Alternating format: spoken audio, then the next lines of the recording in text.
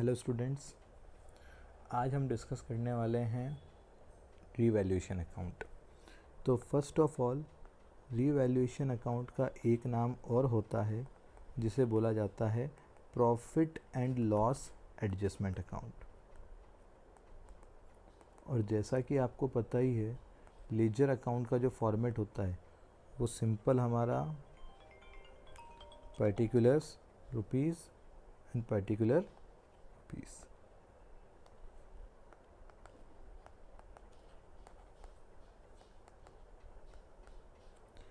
अब अगर हम टाइप ऑफ अकाउंट की बात करें तो रीवैल्यूएशन अकाउंट नॉमिनल अकाउंट होता है एंड नॉमिनल अकाउंट का गोल्डन रूल होता है debit all the expenses and losses and credit all the incomes and gains. तो इसी वजह से हमारे जो भी एक्सपेंसेस होंगे या लॉसेस होंगे वो कहाँ रिकॉर्ड किए जाएंगे, डेबिट साइड में, और जो इनकम्स होंगी एंड गेंस होंगे उन्हें हम रिकॉर्ड करेंगे क्रेडिट साइड में। तो अब देखो, इसको बहुत सिंपल है बनाना। अगर हम बात करें एसेट्स एंड लाइबिलिटीज़ के रिवैल्यूएशन के बारे में, तो एसेट का रिवैल्यूएशन अगर किया जाता है और एसेट का वैल्यू अगर इंक्रीज़ हो जाता है तो ये हमारा फ़ायदा है, गेन है, तो ये रिकॉर्ड हो जाएगा क्रेडिट साइड में। तो हम यहाँ लिख देंगे बाय एसेट अकाउंट। कब लिखेंगे? When there is increase in the value of asset. ठीक। और जितना हमारा फ़ायदा होगा वही वैल्यू यहाँ रिकॉर्ड की जाएगी। से फॉर एग्जांपल फर्नीचर का वैल्यू 10,000 से इंक्रीज़ हो गया तो हम यहाँ लिखेंगे बाय फर्नीचर 10,000 रुपीज़। ठीक है। अब इसी के अपोजिट में हम बात करें तो अगर एसेट का वैल्यू इंक्रीज़ होता है तो हमारा फ़ायदा होता है, गेन होता है, क्रेडिट साइड आ गया। और अगर एसेट का वैल्यू हमारा डिक्रीज़ होगा तो ये हमारा क्या हो जाएगा? लॉस। तो हम लिख देंगे डेबिट साइड में टू एसेट अकाउंट। और कब लिखेंगे? When there is decrease in the value of asset. और जितना हमारा लॉस होगा वही रिकॉर्ड किया जाएगा रीवैल्यूएशन अकाउंट में। तो सिंपल सी बात अगर हम चलें तो आप इसको ऐसा कर सकते हो, फ़ायदा नुकसान, debit all expenses and losses, that means जितना नुकसान होगा वो हम रिकॉर्ड करेंगे डेबिट साइड में, and credit all the incomes and gains. तो जो हमारा फ़ायदा होगा और जितने का फ़ायदा होगा वो हम रिकॉर्ड कर लेंगे क्रेडिट साइड में। अब अगर हम बात करें लाइबिलिटीज़ के बारे में तो एसेट की उल्टी हो जाती है लाइबिलिटीज़। एसेट के अंदर क्या है? हमारे पास प्रॉपर्टी है या फ्यूचर में हमारे पास रिसीवेबल्स हैं, पैसा आने वाला है। लाइबिलिटीज़ की बात करें तो लाइबिलिटीज़ का मीन होता है डेट, जो हमारे ऊपर कर्जा है, जो हमारे पेएबल्स हैं, हमें सामने वालों को चुकाना है। तो लाइबिलिटी अगर हमारी बढ़ेगी तो ये हमारा नुकसान हो जाएगा। अगर हमें पहले किसी को 50,000 पे करना था, अब किसी भी रीज़न की वजह से अगर हमें 50 की जगह उन्हें 60,000 पे करना पड़ा तो 10,000 रुपीज़ का क्या हो गया? हमारा लॉस हो गया। तो लाइबिलिटी बढ़ेगी तो हमारा क्या होगा? लॉस होगा। तो हम लिख देंगे डेबिट साइड में। कब लिखेंगे? जब हमारी लाइबिलिटी इंक्रीज हो जाएगी।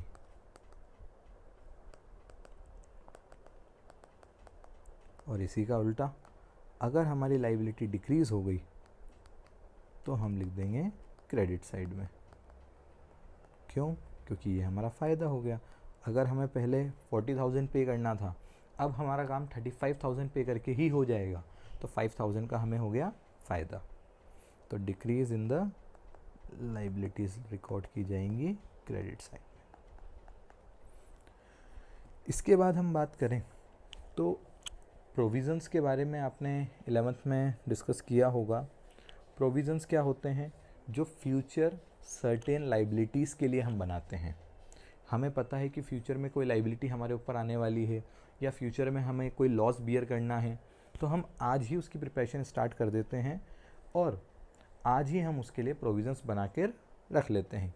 सर्टेन मतलब 100% सर्टेन तो हमें नहीं है कि कितना लॉस होगा, कब होगा, पर हमें एक एक्सपेक्टेशन होती है कि यार एक्सपेक्टेडली इतना शायद हमें नुकसान हो जाए। तो उस एक्सपेक्टेशंस को बियर करने के लिए या उस फ्यूचर लॉस को बियर करने के लिए हम हमारी प्रिपरेशन आज से स्टार्ट कर देते हैं और उसी के लिए हम बनाते हैं क्या? प्रोविज़न्स। तो अगर आपको ज़्यादा प्रोविज़न्स बनाने की नीड हो रही है, दैट मीन्स आपका ज़्यादा पैसा डूबने वाला है, आपको ज़्यादा नुकसान होने वाला है। तो इंक्रीज इन प्रोविज़न्स रिकॉर्ड किए जाते हैं कहाँ पर? डेबिट साइड में,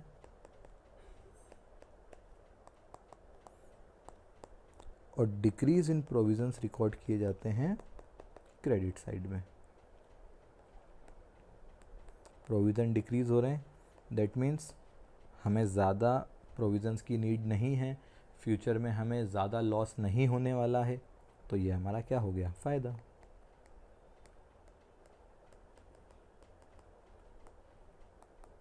ठीक, अब इसके बाद दो आइटम हमारे और आते हैं। पहला, अनरिकॉर्डेड एसेट एंड लाइबिलिटीज़। हो सकता है हमने गलती से पहले किसी एसेट को रेवेन्यू ट्रीट कर दिया हो, या हो सकता है कोई एसेट हम रिकॉर्ड करना ही भूल गए हों, या कोई लाइबिलिटी हम रिकॉर्ड करना भूल गए हों। तो अगर हम कोई एसेट रिकॉर्ड करना भूल गए, अनरिकॉर्डेड एसेट, तो ये हमारा क्या हो गया? फ़ायदा। तो अनरिकॉर्डेड एसेट आ जाएगा क्रेडिट साइड में। और अगर कोई अनरिकॉर्डेड लाइबिलिटी थी, कोई ऐसी लाइबिलिटी थी जो पहले हमने बुक्स में रिकॉर्ड नहीं की हुई, तो वो अब हमें पे करनी पड़ेगी, तो ये हो गया हमारा नुकसान।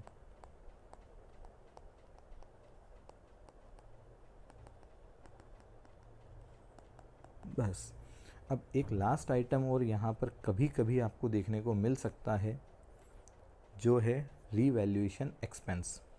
रीवैल्यूएशन अगर हमें करना है एसेट लाइबिलिटीज़ का, तो ज़रूरी नहीं है कि हम इतने एक्सपर्ट हों कि हम सारी एसेट्स और लाइबिलिटीज़ का खुद ही रीवैल्यू कर लें। तो हो सकता है हमें किसी एक्सपर्ट की, आउटसाइड एक्सपर्ट की नीड हो, जो हमारे लिए एसेट और लाइबिलिटीज़ का रीवैल्यूएशन करे। तो हमें अगर उसे कोई पेमेंट करना पड़ा, तो वो हम रिकॉर्ड कर लेंगे डेबिट साइड, क्योंकि ये हमारा क्या है? एक्सपेंस। और कभी कभी बेटा हम किसी पार्टनर को भी अपॉइंट कर सकते हैं for some remuneration to revalue the asset and liabilities. तो अगर हमने किसी पार्टनर को अपॉइंट किया है फॉर सम रेम्यूनरेशन, तो ये भी हमारा एक्सपेंस है, बट पार्टनर को हम पेमेंट कैश के फॉर्म में या चेक के थ्रू नहीं करते, हम उसके कैपिटल अकाउंट में वो पैसा डाल देंगे और बाद में फ्यूचर में हम उसका सेटलमेंट करते रहेंगे। तो अगर हमने किसी पार्टनर को अपॉइंट किया है, तो यहाँ पर आप टू बैंक अकाउंट की जगह लिख दोगे उस पार्टनर का कैपिटल अकाउंट। अब फाइनली सारा डेटा यहाँ पर आ जाने के बाद हमें इस अकाउंट को करना होता है बैलेंस। जैसे आप लास्ट ईयर फाइनेंशियल स्टेटमेंट्स को बैलेंस किया करते थे, trading account, profit and loss account को बैलेंस किया करते थे, वैसे ही आपको profit and loss adjustment account को भी बैलेंस करना है। अगर डेबिट साइड का टोटल ज़्यादा आएगा तो बैलेंस क्रेडिट साइड निकल जाएगा, और अगर बैलेंस क्रेडिट साइड का ज़्यादा आता है तो फिर आपका बैलेंस जो होगा वो डेबिट साइड निकल जाएगा। तो अगर आपका डेबिट साइड बैलेंस आया है, चाहे आपका बैलेंस क्रेडिट साइड आया है, अल्टीमेटली दोनों ही बैलेंस हम किसको दे देते हैं? ओल्ड पार्टनर्स को ओल्ड रेशियो में।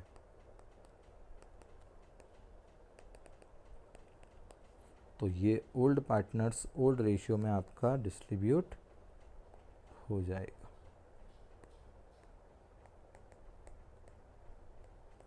Old partners in old profit sharing ratio. ठीक है, अब एक लास्ट बात बेटा, ये जो डेबिट साइड आपका बैलेंस निकलता है, आप अगर ट्रेडिंग अकाउंट याद करो या प्रॉफिट एंड लॉस अकाउंट याद करो, तो डेबिट साइड में जो बैलेंस निकलता था उसे आप या तो ग्रॉस प्रॉफिट कहते थे अगर ट्रेडिंग में निकलता था तो, और प्रॉफिट एंड लॉस में निकलता था तो उसे हम नेट प्रॉफिट कहते थे। तो यहाँ पर ये जो डेबिट साइड बैलेंस निकलेगा, ये अभी भी क्या कहलाएगा? प्रॉफिट। और कौन सा प्रॉफिट कहलाएगा? Revaluation profit. और अगर आपका बैलेंस क्रेडिट साइड आता है तो ये कहलाएगा आपका रीवैल्यूएशन लॉस। ठीक है, तो एक बार आप इस फॉर्मेट को देख लो और वीडियो को पॉज करके इसे नोट डाउन भी कर लो।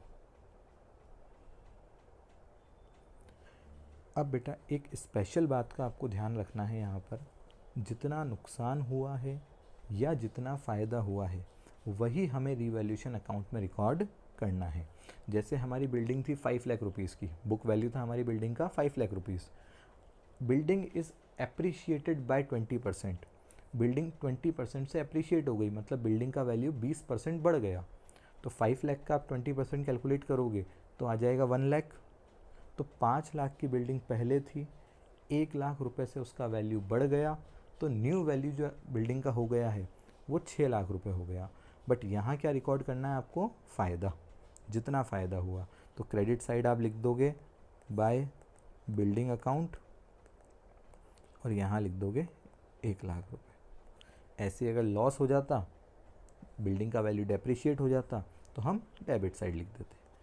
अब इसमें बेटा एक सबसे इम्पॉर्टेंट बात जो आपको ध्यान रखनी है वो है टू एंड बाय की।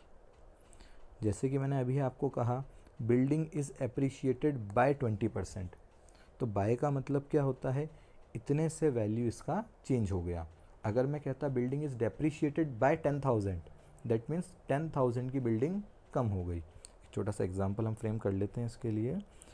से for example furniture balance sheet के अंदर आपको दिख रहा है 1 लाख रुपीज़ का, तो फर्नीचर का बुक वैल्यू हो गया 1 लाख रुपीज़। अब आपको जैसे इस तरह का एडजस्टमेंट कुछ गिवन है कि furniture is depreciated by 5,000, that means क्या हो गया? फर्नीचर 5,000 रुपीज़ से कम हो गया। तो जब आप रीवैल्यूएशन अकाउंट प्रिपेयर करोगे तो डेबिट साइड में आप लिख दोगे 5,000 और यहाँ लिख दोगे टू फर्नीचर अकाउंट। और न्यू वैल्यू, वैसे उसकी ज़रूरत आपको अभी नहीं है, बट अगर न्यू वैल्यू फर्नीचर का आपको देखना है तो 1 लाख में से 5,000 कम हो गया, न्यू वैल्यू फर्नीचर का बचा 95,000। ऐसे ही हम बात करें furniture is appreciated bye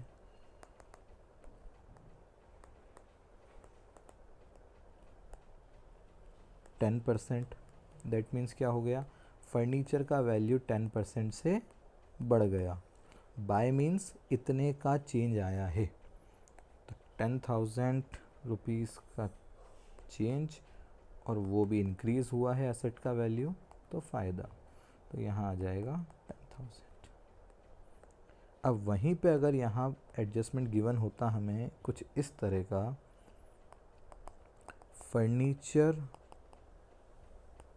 is now valued at 92,000, तो वैल्यूड एट का मतलब क्या हो गया? अब फर्नीचर 92,000 का हो गया है। पहले था 1 लाख रुपीज़ का, अब हो गया 92,000 रुपीज़ का। दैट मीन्स 8,000 का फर्नीचर वैल्यू आपका हो गया है कम, 8,000 का आपको हो गया है लॉस। तो लॉस है तो डेबिट साइड रिकॉर्ड कर देंगे टू फर्नीचर अकाउंट। और इसी तरह से लास्ट बात हम देख लेते हैं, furniture is value of furniture is increased